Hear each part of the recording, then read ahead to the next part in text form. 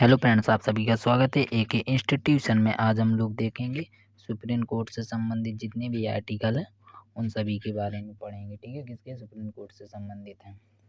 Article 124 क्या कहते हैं? उच्चतम न्यायालय की स्थापना तथा गठन। यानी उच्चतम न्यायालय के मतलब सुप्रीम कोर्ट यानी एससी। सुप्रीम कोर्ट की स्थापना और उसके गठन के संबंधित की गई है। ठीक है, सुप्रीम कोर्ट की स्थापना कब हुई थी? सुप्रीम कोर्ट की स्थापना हुई थी 28 जनवरी यार, ठीक, 28 जनवरी 1950 को हुई थी। ठीक है, 28 जनवरी 1950 को सुप्रीम कोर्ट की स्थापना हुई थी। ठीक है, और गठन संबंधित बताते हैं। ठीक, इसमें तब कितने न्यायाधीश थे? 7 न्यायाधीश थे प्लस एक मुख्य न्यायाधीश था। ठीक है, इतने थे जब सुप्रीम कोर्ट की 28 जनवरी 1950 को। ठीक है, अब 31 प्लस 1 हो गया। ठीक है, बढ़ते रहते हैं वो सब, जब विस्तार में पड़ेगी तब बताएं। आर्टिकल 124 ए बोलता है राष्ट्रीय न्यायिक नियुक्ति आयोग, यानी न्यायाधीशों की नियुक्ति संबंधित। सुप्रीम कोर्ट के जो न्यायाधीश होते हैं उनकी नियुक्ति से संबंधित है। ठीक है, आर्टिकल 124 बी आयोग के कार्य। जो आयोग है सुप्रीम कोर्ट के, उसके कार्यों के संबंधित बताया गया है इसमें, और कुछ नहीं। आर्टिकल 124 सी संसद की कानून बनाने की शक्ति।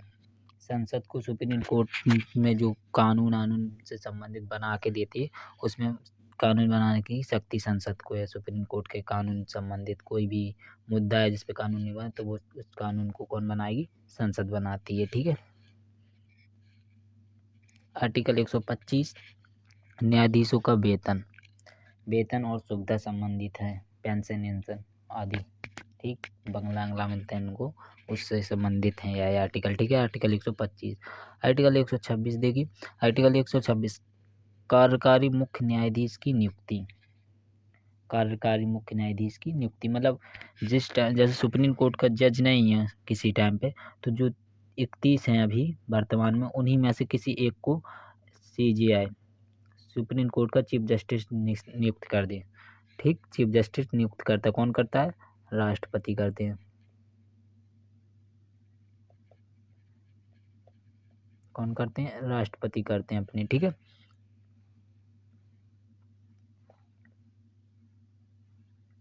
सुप्रीम कोर्ट का मुख्य न्यायाधीश नहीं है तो उसका कार्य उन्हीं 31 होते हैं, जो उन्हीं में से कोई एक नियुक्त कर देते हैं। उसको क्या? राष्ट्रपति। आर्टिकल किसके तहत? आर्टिकल 126 के तहत करते हैं, यही है। ठीक है, आर्टिकल 127 में है तदर्थ न्यायाधीश की नियुक्ति। मतलब एससी बोले तो हाई कोर्ट।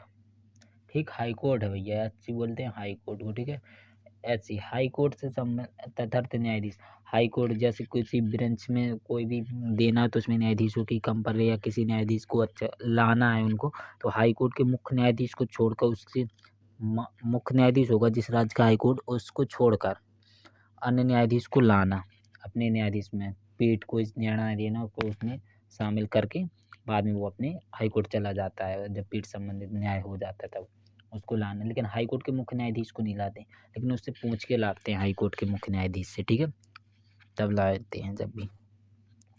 आर्टिकल 124 में उच्चतम न्यायालय की बैठकों में सेवानिवृत्त न्यायाधीशों की नियुक्ति है, तो समझ में आ ही गया। और जो हाई कोर्ट, जो सुप्रीम कोर्ट के न्यायाधीश सेवानिवृत्त हो जाते, मतलब जिनकी सेवा खत्म, अपनी रिटायरमेंट हो मिल जाता है उनको, उनसे समय उनको भी लाना है अगर, तो भी वो उपस्थित हो सकते हैं, उनको भी निर्णय में ला सकते, बैठा सकते हैं हाई कोर्ट के जज। ठीक, आर्टिकल 128 के तहत। आर्टिकल 129 आर्टिकल अभिलेख न्यायालय के रूप में उच्चतम न्यायालय मतलब इसका है एससी के सभी निर्णय स्थायी रूप से रिकॉर्ड किए जाएंगे। मतलब जो सुप्रीम कोर्ट के द्वारा निर्णय दिए जाएंगे, आर्टिकल 129 में जो सुप्रीम कोर्ट द्वारा निर्णय दिए जाएंगे वो सभी रिकॉर्ड के रूप में रखे जाएंगे। कैसे रखे जाएंगे? रिकॉर्ड यहाँ पे लिख देते हैं।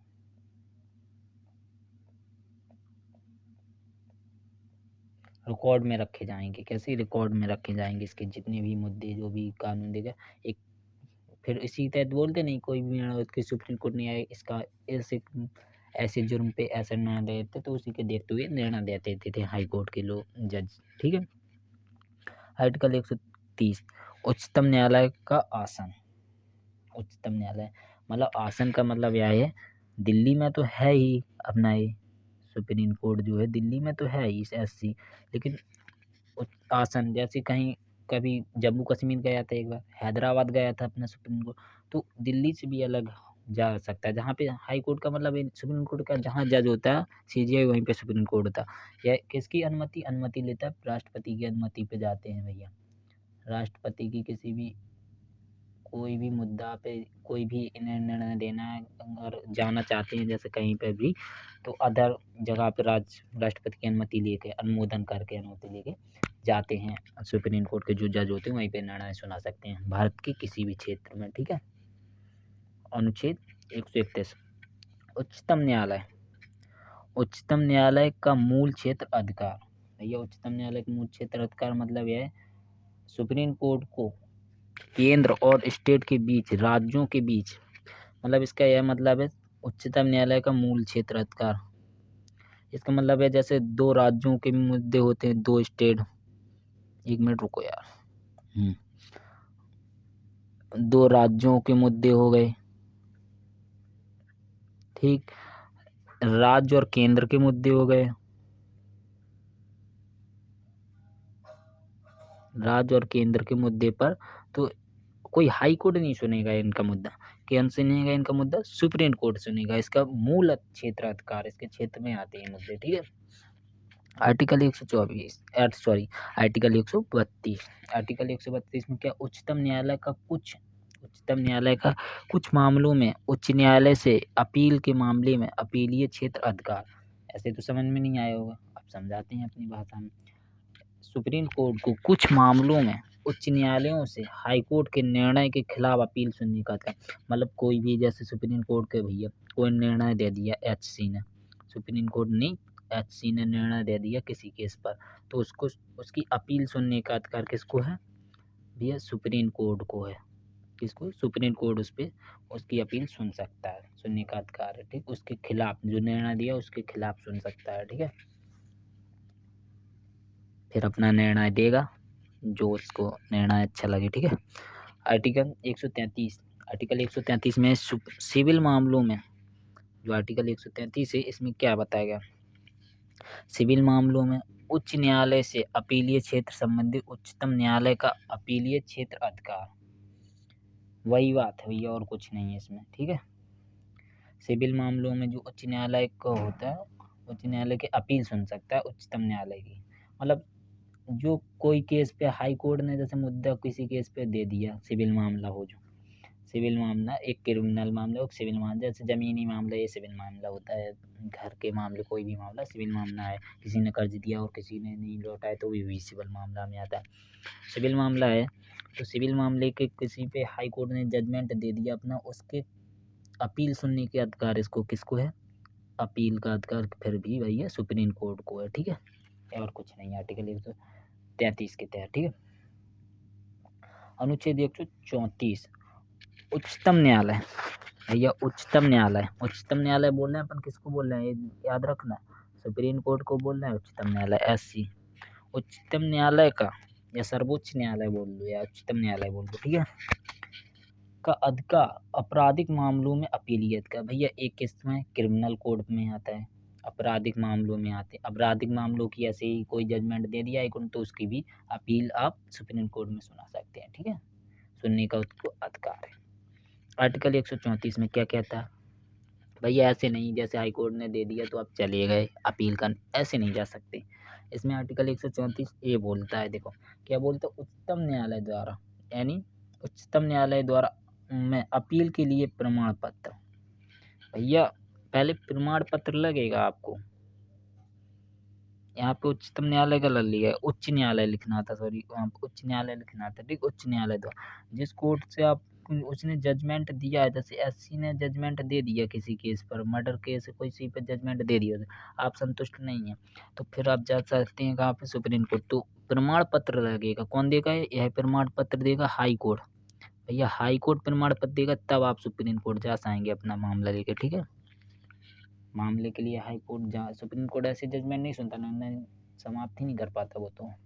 ठीक, पहले हाई कोर्ट से प्रमाण पत्र लीजिए, उसके बाद आप जाइए सुप्रीम कोर्ट। ठीक है। अनुच्छेद 135 उच्चतम न्यायालय द्वारा वर्तमान कानून के या उच्चतम न्यायालय द्वारा वर्तमान कानून के अंतर्गत संघीय न्यायालय के क्षेत्र अधिकार तथा शक्तियों का उपयोग। ठीक है। उच्चतम न्यायालय द्वारा वर्तमान कानून के अंतर्गत संघीय न्यायालय के क्षेत्र अधिकार तथा शक्तियों का उपयोग। कुछ नहीं है इसमें, कुछ आएगा है ना इसमें। उच्चतम न्यायालय द्वारा वर्तमान कानून, जिस पे कानून के अंतर्गत संघीय न्यायालय के क्षेत्र तथा शक्तियों का उपयोग करता है। जो कानून नहीं है उसके खिलाफ भी आप सुप्रीम कोर्ट अपना निर्णय दे सकता है। ठीक है, और कुछ नहीं है। आर्टिकल 136, एक मिनट,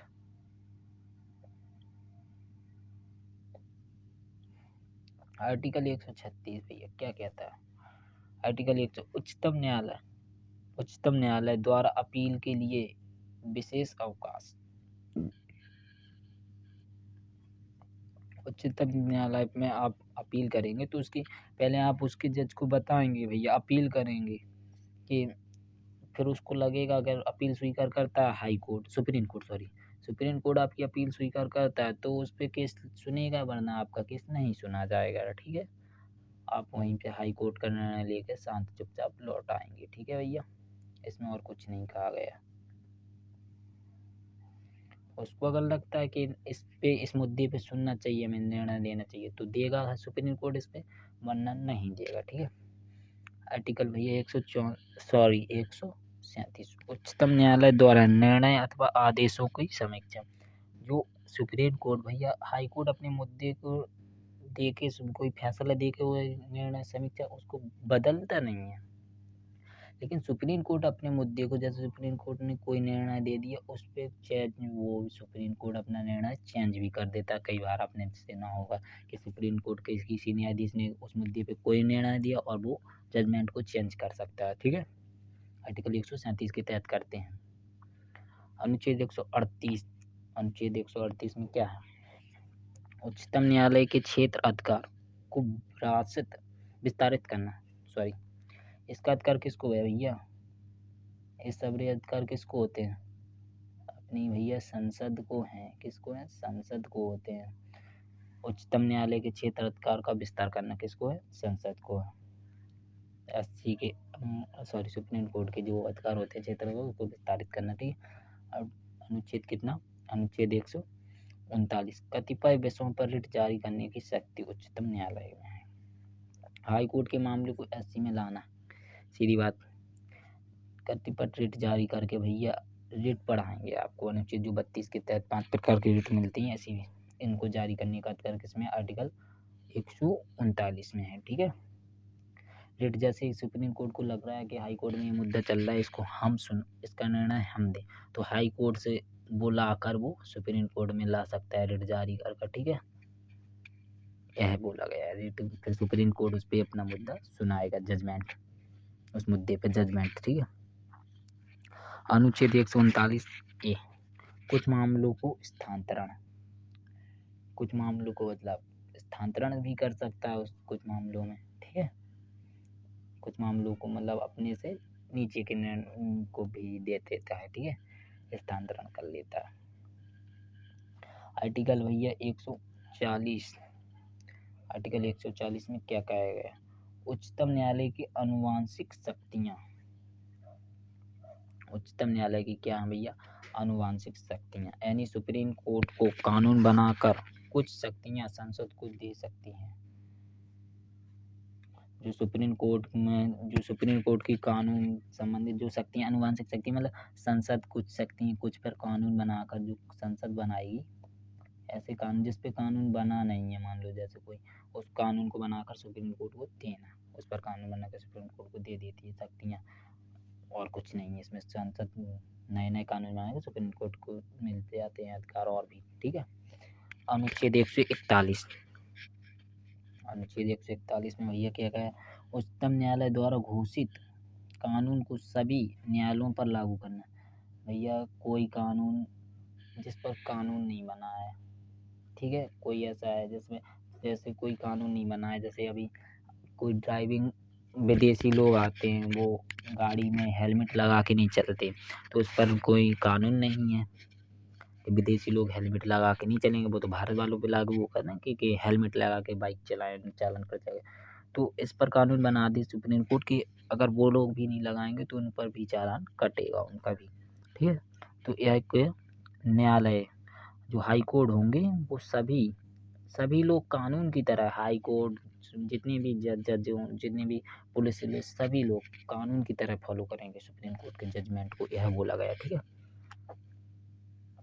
आदेश और प्रावधानों संबंधित, यही इसमें उच्चतम न्यायालय के आदेश को, यहाँ पे बोला हाई कोर्ट न्यायालयों को कानून संबंधित उच्च न्यायालय द्वारा घोषित कानून को सभी न्यायालयों पर लागू होगा, जो सब न्यायालयों पर हो, यहाँ पर बोला गया सभी पर होगा।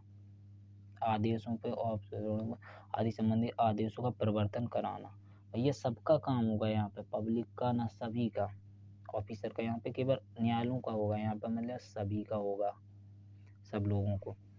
सुप्रीम कोर्ट के जो जजमेंट होंगे उसको आदेशों तथा अफसरों को जो सब जजमेंट आएंगे, जो आदेश आएंगे, उसको कानून की तरफ फॉलो करना और कराना, ये सबका काम है इसमें, ठीक है।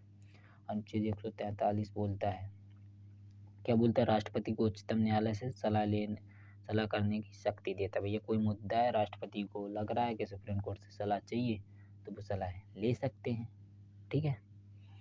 और सलाह मानने के लिए बाध्य नहीं है राष्ट्रपति जी की, इनकी सलाह माने, और राष्ट्रपति को ये सलाह देने के लिए भी बाध्य नहीं, कार्य नहीं है। अभी जजमेंट आए थे, ठीक है, जजमेंट पढ़ाएंगे जब बताएंगे आपको कौन किस संबंधित है। अनुच्छेद 144, सिविल तथा न्यायिक अधिकारियों का उच्चतम न्यायालय का सहायक होना, ठीक है। सिविल भैया SP DM ये सब कौन से अधिकारी होते हैं, सिविल अधिकारी। और न्यायिक अधिकारी क्या होते हैं, डीजे बोले तो डिस्ट्रिक्ट जज, हाई कोर्ट के जज, ये कैसे होते हैं, न्याय सुनाए वो भैया न्यायिक अधिकारी होते हैं। और सिविल तथा न्यायिक, ठीक, का उच्चतम न्यायालय का सहायक होना, मतलब इन सबको सहायक होना, इनको सहायक होना, आप समझ सकते हैं कि मतलब सहायता करते हैं ये लोग, ठीक, सीधी बातें हैं। सुप्रीम कोर्ट की अनुच्छेद 145, न्यायालय के नियम, भैया इसमें न्यायालय के खुद के उनके नियम होते हैं, जैसे लोकसभा के नियम होते हैं, राज्यसभा के नियम होते हैं, इसी प्रकार सुप्रीम कोर्ट और न्यायालय होते हैं जितने भी, उनके नियम होते हैं, ठीक है। अनुच्छेद 146 में क्या कहता है, अनुच्छेद 146 में बोला जाता है, उच्चतम न्यायालय के पदाधिकारियों तथा सेवा एवं व्यय इत्यादि, जो उच्चतम न्यायालय के भैया जो इतने भी SC में चपरासी से लेकर जितने भी लोग, उन सभी के सेवा के, उनकी कितनी संबंधित क्या होगी, नियुक्ति संबंधित कितना क्या, और ब्याज पेंशन सब कौन डिसाइड करता है भैया, CJI करता है। सुप्रीम कोर्ट का जो जज होता है वो डिसाइड करता है, उसके संबंधित है, ठीक है, उन संबंधित बाकी संबंधित लोगों। अनुच्छेद 100 क्या है, 147 में सुप्रीम व्याख्या भैया सुप्रीम कोर्ट की, यही आर्टिकल लास्ट था, ठीक है। अगर आप लोगों को वीडियो अच्छा लगा हो तो ये इतना कर लेना, बाकी तो कुछ कह नहीं रहे हैं, सब्सक्राइब और शेयर और लाइक, बस इतना ही बोल रहे हैं, धन्यवाद, ठीक, T4 थैंक यू TU भैया, ठीक है, ओके।